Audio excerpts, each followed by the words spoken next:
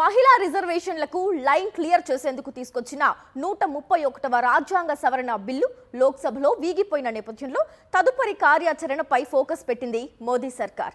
కాసేపట్లో ప్రధానమంత్రి అధ్యక్షతన కేంద్ర కేబినెట్ భేటీ కానుంది. మహిళా బిల్లు వీగిపోయిన నేపథ్యంలో అనుసరించాల్సిన వ్యూహంపై మంత్రివర్గం చర్చించనుందని సమాచారం. అలాగే పశ్చిమాసియాలో తాజా పరిస్థితులపై చర్చించేందుకు భద్రతా వ్యవహారాల కమిటీ కూడా సమావేశం కానుంది. మహిళా రిజర్వేషన్లకు లైన్ క్లియర్ చేసేందుకు తీసుకొచ్చిన 131వ రాజ్యాంగ సవరణ బిల్లు లోక్సభలో వీగిపోయిన నేపథ్యంలో తదుపరి కార్యాచరణపై ఫోకస్ పెట్టింది మోదీ సర్కార్. మరి కాసేపట్లోనే ప్రధానమంత్రి అధ్యక్షతన కేంద్ర కేబినెట్ భేటీ కానుంది. అయితే ఈ భేటీకి సంబంధించి పూర్తి అప్డేట్స్ అందించేందుకు మా కరెస్పాండెంట్ వెంకటేష్ ఢిల్లీ నుంచి లైవ్ ద్వారా జాయిన్ అవుతున్నారు. వెంకటేష్, చెప్పండి, భేటీకి సంబంధించి పూర్తి అప్డేట్స్ ఏంటి? ప్రధానమంత్రి నరేంద్ర మోడీ అధ్యక్షతన 11:30కు కేంద్ర మంత్రివర్గం సమావేశం కాబోతుంది.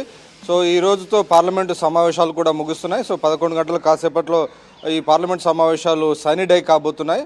సో ఆ తర్వాత కేంద్ర మంత్రివర్గం సమావేశం కాబోతుంది. నిన్ననే మనం చూసాం 131వ రాజ్యాంగ సవరణ బిల్లు ఏదైతే ఉందో మహిళా రిజర్వేషన్లు డీలిమిటేషన్కి సంబంధించిన బిల్లును విపక్షాలు ఓడించాయి. ఆ నేపథ్యంలో తదుపరి కార్యాచరణ ఎలా చేపట్టాలి, మహిళా రిజర్వేషన్ కానీ డీలిమిటేషన్ అంశంపైన తదుపరి కార్యాచరణ, తదుపరి వ్యూహం ఎలాంటిది అనుసరించాలనేటువంటి అంశాలపైన క్యాబినెట్లో చర్చించేటువంటి అవకాశం ఉంది. దాంతోపాటు అత్యంత కీలకమైనటువంటి అంశం వెస్ట్ ఏషియా వారు ప్రతిరోజు కొత్త మలుపులు తిరుగుతోంది.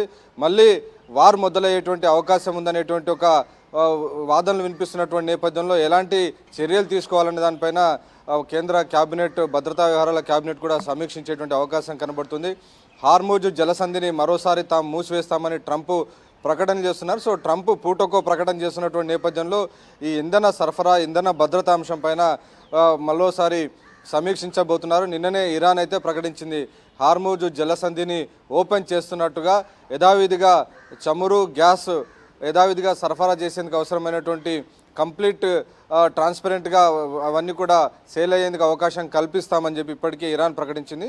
అయితే ట్రంప్ దానికి భిన్నమైనటువంటి ప్రకటనలు చేస్తున్నారు. సో మొత్తానికి ఒక పరస్పర విరుద్ధ ప్రకటనలు ఉన్నటువంటి నేపథ్యంలో వెస్ట్ ఏషియా వారు ఏ మలుపు తిరుగుతుందనేది చాలా ఉత్కంఠభరితంగా ఉన్నది. ఆ నేపథ్యంలోనే ప్రపంచ పరిణామాలను గమనించి ఆ మేరకు భద్రతా వ్యవహారాల కేబినెట్ కమిటీ కూడా కొన్ని కీలక నిర్ణయాలు తీసుకునేటువంటి అవకాశం కనబడుతుంది. సో మొత్తానికైతే చాలా ఇంటెన్స్ డిబేట్ తర్వాత దాదాపు 22 గంటల డిబేట్ తర్వాత నిన్న జరిగినటువంటి ఓటింగ్లో పార్లమెంట్ చరిత్రలో తొలిసారిగా ఈ నరేంద్ర మోడీ హయాంలో తొలిసారిగా ప్రభుత్వం బిల్లును ఓడిపోయింది.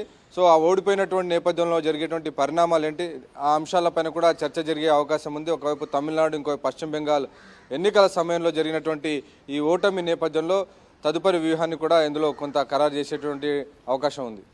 Right, thank you Venkatesh.